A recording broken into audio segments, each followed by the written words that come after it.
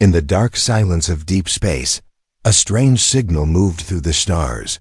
It was small, weak, and messy, but it caught the attention of a passing alien ship. The ship was called Zorath 9, and it belonged to the powerful Zorath Empire. The captain of the ship, Threx, looked at the signal with interest. He had seen signals like this before from young planets, still learning to speak to the stars. Another new species, Threx said, leaning back in his chair. Probably simple, primitive, weak. The crew laughed. These kinds of planets were easy to study. Sometimes they took samples. Sometimes they left probes behind. Sometimes they took more. The signal came from a small blue planet. It called itself Earth. Zorath 9 changed course. Quietly, it moved toward the edge of Earth's solar system. No alarms. No reaction. Just silence from the planet. As they got closer, something strange happened. The scanners picked up thousands of satellites in Earth's orbit. Most were small and old, but some were active, too active. Some satellites were tracking things, watching the sky. And then the weapons showed up. Zorath's science officer, Kelna, stared at her screen. Her face turned pale. "Captain," she said slowly, "Earth has weapons, many weapons. Over 10,000 nuclear devices, stored on land, in air, in submarines." Threx frowned. "That cannot be. This species hasn't even left its own system." Kelna looked again. "Their missiles can fly halfway across the world in minutes. Some can reach space, some can destroy cities." Silence filled the room. One of the crew joked, "Maybe they fight themselves for fun." They all laughed, but it didn't last long. Threx ordered a small drone to enter Earth's atmosphere. Just a probe, small and fast. It would collect air samples, video, and basic life data. It never came back. The drone vanished from all screens the moment it touched the sky. Threx stood up. "Send a second one." This time, the drone was faster, smarter. It flew low and quiet, hiding in the clouds. It reached a mountain area and began scanning. Then something hit it. Not a missile, not a laser, a pulse, an invisible wave. The drone shut down and crashed. Again, silence. "No warning?" Threx asked. "No message," said Kelma. "No sound. They didn't even try to talk to us." That night, something even stranger happened. A laser beam touched the side of the Zorath ship. But it was weak. Not strong enough to damage anything. Instead, it wrote something. Words burned into the hull of their ship. "We see you." The crew stared, shocked, frozen. "Impossible," said Threx. "They can't see through our cloaking." But they had. Somehow, Earth had noticed them, tracked them, and sent a message without using radio, without speaking. "They are warning us," whispered Kel. The next day, Earth did something even more terrifying. They sent no ships, no soldiers, no leaders. Just a video. It appeared on every screen in the Zorath ship. No one knew how it got in. No one could stop it. The video showed a test, a giant desert, a countdown. Then, a flash of white light. A nuclear bomb exploded. The ground melted. Buildings vanished. The air itself burned. Then came another scene, this time in the ocean. A missile launched from under the water. It hit a distant island. The entire island disappeared. Then came the message, "We are kind, but we are not weak. Stay away." Threx felt cold. He had studied many species. He had seen war, seen fear, seen strength, but this was different. Humans had not sent ships to fight. They had sent proof of power, proof of control, proof of restraint. Why haven't they left their planet? Threx asked aloud. With this power, they could rule other worlds. No one answered. The crew didn't laugh anymore. They now understood something very dangerous. Humans do not avoid war because they fear it. They avoid war Because it would be too easy to win. It started with a sound that wasn't a sound at all. The crew of Zoroth 9 were sleeping when it happened, except for the night operator, Vesk, who was watching the Earth from orbit. His eyes were heavy. The planet below looked calm. Blue oceans, green land, lights of human cities glowing like fireflies. Then all at once, the screens turned black. No warning, no message. Just total darkness. Vesk jumped up. Power loss? But everything was still working, just the screens were off. Then, a single word appeared on every monitor, in plain white letters. Listening. The word stayed for 10 seconds. Then it disappeared, and the screens came back on. Vesk stood frozen. His hands shook as he called the captain. Threx arrived in seconds, along with the other officers. Vesk replayed the moment, but the recording was gone. Deleted? Kelna whispered. How? Threx's voice was low. They didn't speak. They didn't send a signal. But they wanted us to know they're watching. He looked down at the blue planet. And they want us to be afraid. Hours passed. The crew was silent now. No more jokes. No more plans to land on Earth. Even the science team stopped scanning. But then came something worse. Kel was analyzing stolen data from Earth's satellites, public information, pulled from their open internet. What she found made her blood run cold. Captain, you need to see this. She opened a file labeled Tsar Bomba, a human bomb tested decades ago. It was so strong, it shook the planet. The blast could be seen from space. But it was old tech. Very old. Humans had stronger weapons now. She opened another file. Kinetic strike program. It showed a simple idea. No nuclear material. Just giant metal rods dropped from space. No fire, no chemicals. Just speed, gravity. And destruction. One rod could crush a city flat, without warning, with no radiation. Another file. Project Thor. Rods as big as buses.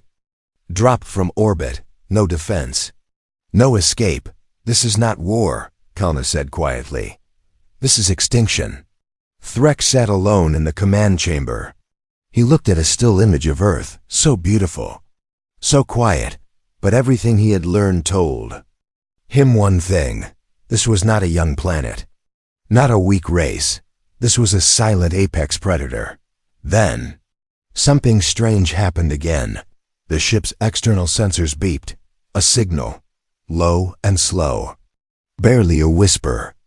It wasn't coming from Earth, but from space. Threx ordered it decoded. It was a message, not in a known language but in numbers. A sequence. 1945, 1961, 1980, 2025. Threx didn't understand until Kelna cross-checked the years. Those are weapon tests, she said. Earth is telling us the years they created monsters. No threats. No voice. Just reminders. A quiet way of saying, we've done this before. We can do it again. A junior officer, Nivek, couldn't take it anymore. Why don't they attack us? He shouted. Why don't they show themselves? Threx turned slowly. Because they already have.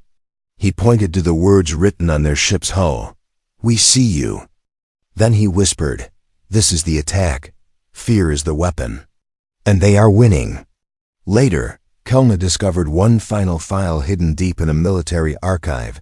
It showed a weapon still in development. A machine that could fold space and turn a mountain into vapor. It was only a blueprint. It didn't even have a name. But on the top corner of the file, one phrase was written in bold red. Use only if Earth is lost. That meant this weapon wasn't for defense. It was for revenge. Suddenly, a new message came through. One simple line. No sender. No location. It read, this is your only warning. Threx stood, fists tight, voice cold. Prepare the ship. He said, we're leaving now. But Captain, Nivek started. Threx cut him off. We came here thinking we were gods. But we are children in their shadow. He looked back one last time at Earth. Do not mistake silence for weakness. This is not a peaceful planet. This is a patient one. The Zoroth Council demanded answers. Captain Threk stood before the Empire's high command, surrounded by screens showing Earth. One of the council members growled, "You fled from a species still trapped on its home planet." Threx didn't argue. He only said, "Send your best historians. Let them study human history. Then you'll understand why we ran." The council laughed at first, but they sent a team. 3 days later, the laughter stopped. The ship Zoroth 12 arrived in orbit. Above Earth, this time staying farther away. No probes, no contact. Just watching. On board was the historian Aaron Vec, one of the galaxy's smartest minds. He believed all wars followed patterns. Fear, hunger, greed. He believed humans would be no different. He was wrong. Aaron began downloading. Earth's open records books, films, documentaries, even videos made by the humans themselves. He started with the 20th century. What he saw shocked him. World War I. Millions dead in muddy trenches. Poison gas choking soldiers. New machines called tanks crushing everything in their path. Aaron paused. They did this. To each other? He kept going. World War II. Even worse, bombings, cities burned. Entire nations destroyed. And then something new. A single plane. A strange-shaped bomb. Hiroshima. A city gone in seconds. Not a battle. A warning, then another. Nagasaki. Aaron turned pale. He moved to more recent years. Wars in jungles. Cold wars fought in silence, where the only weapon was fear. Humans didn't fight for food or territory. They fought over ideas. Religion, power, pride. They're not predators, Aaron whispered. They're fanatics. He looked up one phrase that kept appearing, mutually assured destruction. It meant, if you attack us, we'll destroy both of us. Even their peace was a threat. Aaron found interviews with old human soldiers. One said, "We trained every day to push the button. The one that ends the world. I never stopped praying. I'd never have to." Another man, wearing medals, said, "I don't regret killing. I regret how easy it became." But it wasn't just the wars. Aaron looked at human entertainment, games, movies, even music. Violence wasn't hidden. It was celebrated. Heroes with guns, cities exploding. War was fun to them. He saw children playing with toy weapons, pretending to shoot each other.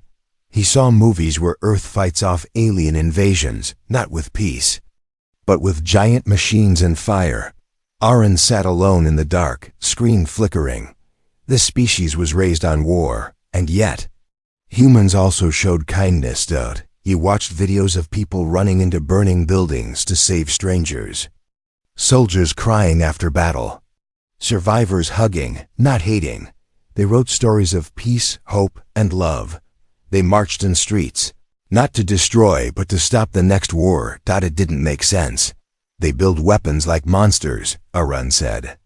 But cry like children. That's when he found it. A timeline. A countdown. Something called the Doomsday Clock. Every year, scientists moved the clock closer to midnight. It wasn't real, but it meant something real. When the clock hit midnight, Earth would destroy itself. Not by accident. By choice. Then came the worst discovery. A secret file, hidden inside an old Earth network. Aaron broke through the code. It was a report by a human general. Title, Why We Don't Conquer. It read, "We don't avoid war because we can't win. We avoid war because we've seen what happens when we do." It listed every weapon humans had tested, and every time, they chose not to use one. Laser cannons that could blind. Satellites. Viruses that could wipe out continents. Bombs that could destroy the sky itself. Then came the final line. If Earth ever wages war again, it will not be a battle. It will be an ending. Aaron Vec didn't sleep that night. The next morning, he sent one message back to the Zoroth Empire. Do not provoke Earth. Their greatest weapon is not their machines, it's their memory. Back on Zorath 12, the crew heard a strange sound like a heartbeat. It was coming from space. No one knew what it was, but Aaron understood. It's a message, he said quietly. A reminder. He turned up the signal. The crew listened. Tick, tock, tick, tock. Earth wasn't warning them anymore. It was counting down. In a cold, quiet cell on a hidden moon, a human sat alone. His name was Major Elias Rook, a high-ranking officer from Earth's secret military branch. He had been captured 2 Earth months ago during the failed Zorath spy mission near Jupiter. He didn't scream. He didn't beg. He just sat, waiting. The Zorath guards feared him, even though he wore no armor and held no weapon. He never looked angry. He never looked afraid. Only calm. Captain Threx arrived at the prison in person. The Empire had many questions. Why hadn't Earth attacked? Why hadn't it conquered other planets? Why did it stay silent when it could destroy them all? Threx entered the cell. He sat across from Elias. The human looked up and smiled. You want answers, he said simply. Threx nodded. You have weapons that could rule the galaxy. You could burn our ships from orbit. But you don't. Why? Elias leaned forward, his voice low. Because the galaxy is still standing. Threx frowned. Are you saying Earth chooses not to conquer? Elias nodded. Every species thinks power means victory. But true power is choosing not to win. He tapped the table. We learned the hard way. Threx activated a hologram. It showed Zorath battleships ready for war. He pointed at the image. What if we attacked Earth tomorrow? What would happen? Elias didn't even blink. You wouldn't make it to the surface. The words were not a threat. Not a boast. Just fact. Threx narrowed his eyes. We've studied your missiles, your nukes, even your kinetic strikes. All deadly, yes. But predictable, Elias chuckled. That's the stuff we let you see. He leaned back, then spoke slowly. You know what happens when Earth truly feels threatened. He pulled a small device from his pocket, a memory crystal. Watch this. The screen lit up. It showed a black sky, no stars, no sound. Then a thin metal rod fell from space. No engines, no warhead. Just speed. It struck a mountain. The entire mountain turned to dust. The shockwave flattened the land for miles. Elias said one word. Thor. Threx had heard rumors. He never believed them. That was just a test, Elias added. We built 12 rods, dropped one. The rest are still waiting. Then came another video. A sealed room. Scientists gathered around a strange orb glowing blue. This is Project Vela, Elias said. It bends space.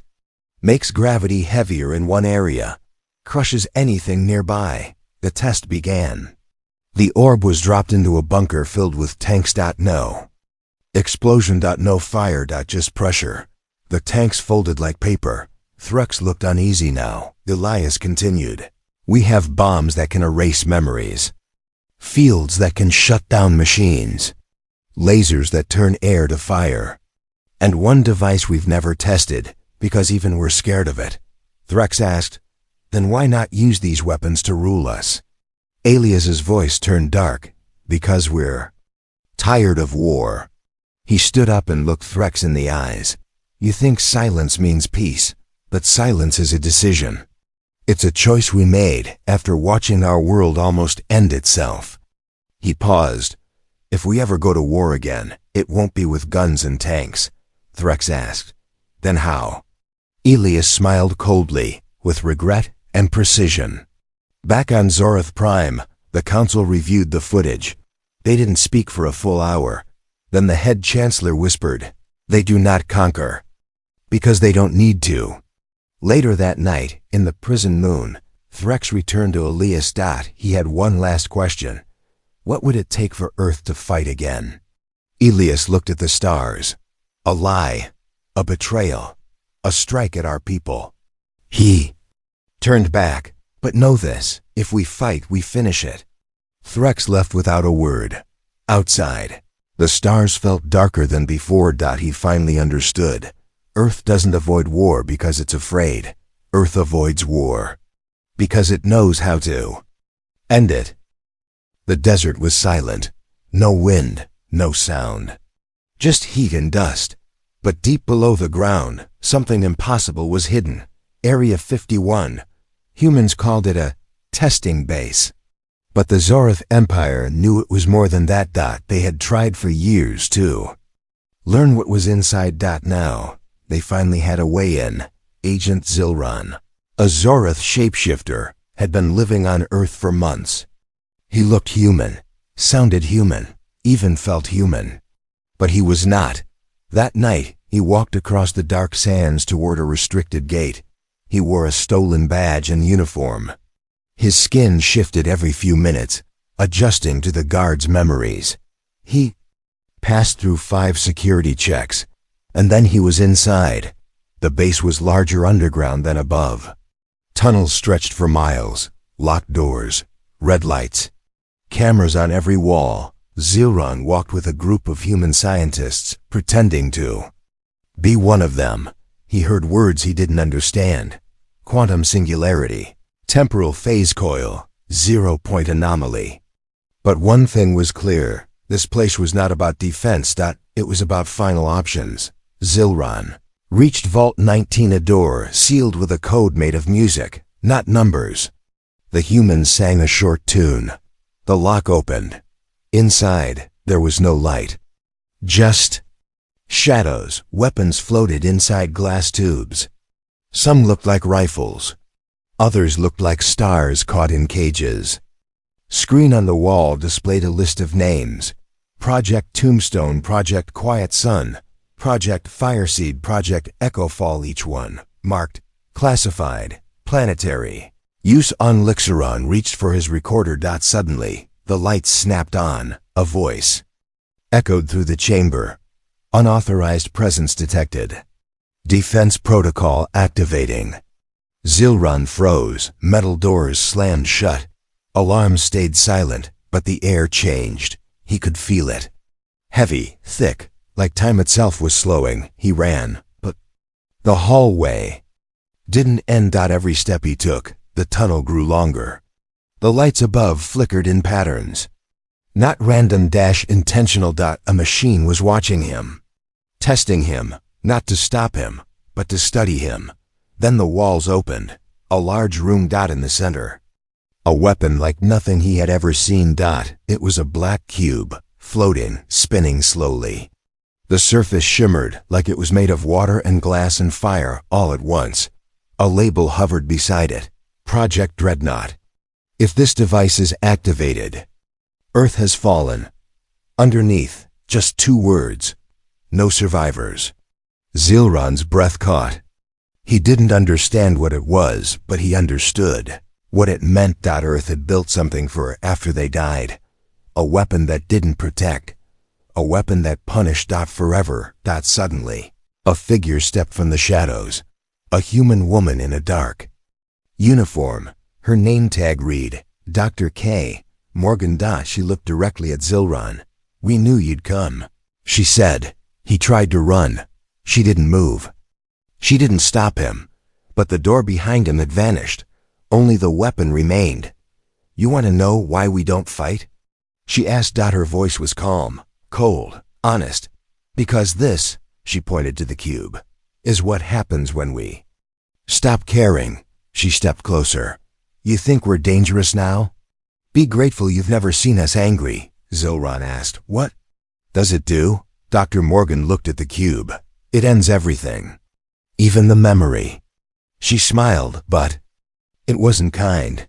"If Earth burns, we make sure no one celebrates, no one survives. No one remembers we were ever here." Zilron's recorder began to melt. Not from heat, from time. He screamed and dropped it. Dr. Morgan watched. "That's far enough." Then everything went black. Zilron woke up 2 hours later back outside the base. His skin was burned. His memories foggy, but one thing was clear. He had seen something the galaxy was not meant to see. Back on his ship, he sent a final report to Zorath High Command. They have weapons that break physics. They have devices that punish worlds. But worse than all that, they have nothing left to prove. The message was tagged top danger. Do not engage. Do not enter. Do not test.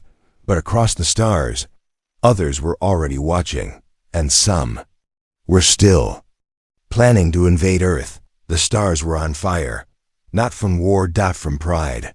Across the galaxy, powerful empires had heard the stories about Earth, about its silence, its weapons, its warnings, and they didn't believe them. The Gorvax Dominion, masters of the Red Nebula, sent 300 warships. The Ithilian Swarm, creatures made of living gas, launched a silent fleet toward Earth's sun. The Valar Triarchy, proud and ancient, called Earth a rock with loud toys. Even some in the Zorath Empire said Threx was a coward. They laughed at the idea of humans being dangerous. Threx didn't laugh. He ran. Captain Threx stole a small scout ship and escaped the Zorath capital. He was now a traitor. But he had seen the truth. He had stood before Earth's cold eyes. He knew what was coming.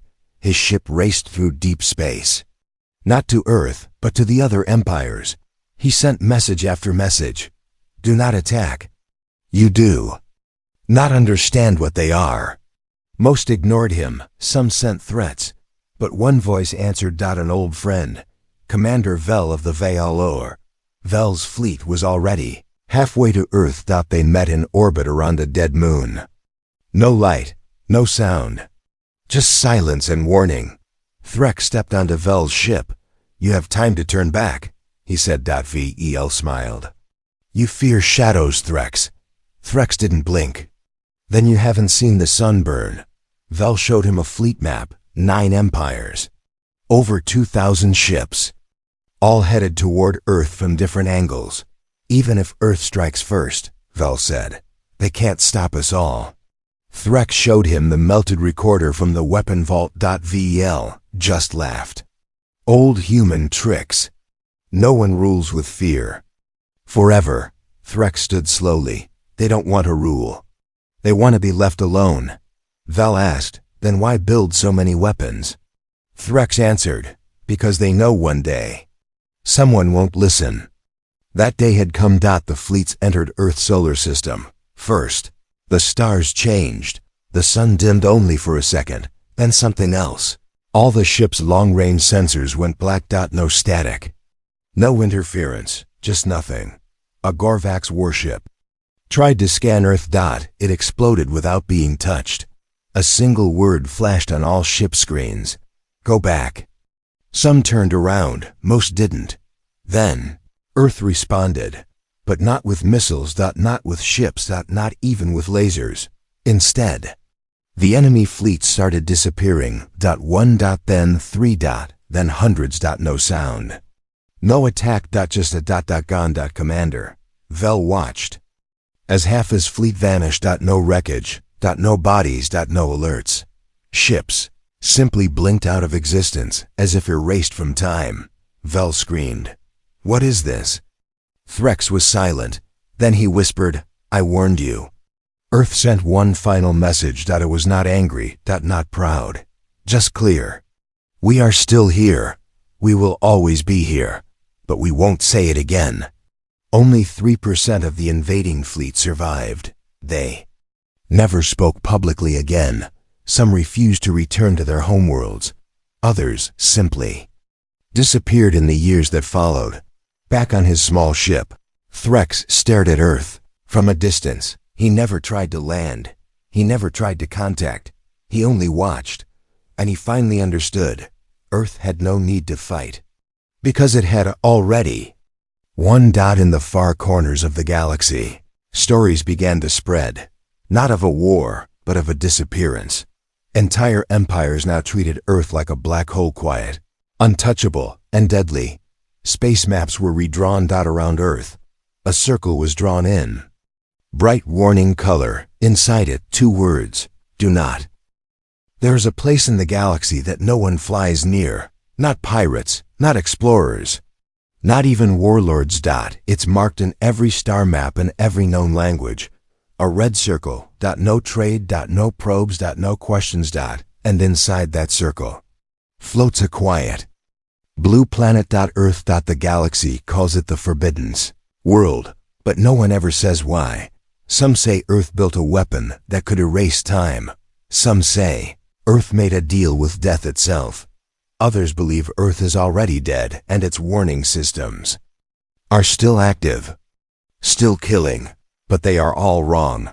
Earth is alive and it is watching. Captain Threx never returned to his home. After the fleet disaster, he left the Zorath Empire and wandered the edge of space. He kept one rule: never go near Earth. But one day, a small drone he programmed long ago returned to him. It carried a message from Earth. No code, no symbols. Just a voice, a human voice, calm, steady, slow. You finally understand, but you still don't know the real weapon. Threx stared at the message for hours, not afraid, just lost. What does that mean? He whispered. We've seen their bombs, their silence, their vanishings. What else is there? He went searching for answers. Not in war zones, but in Earth's forgotten history. He found something strange. Across every culture on Earth, there was always a warning. In their stories, in their songs, in their eyes.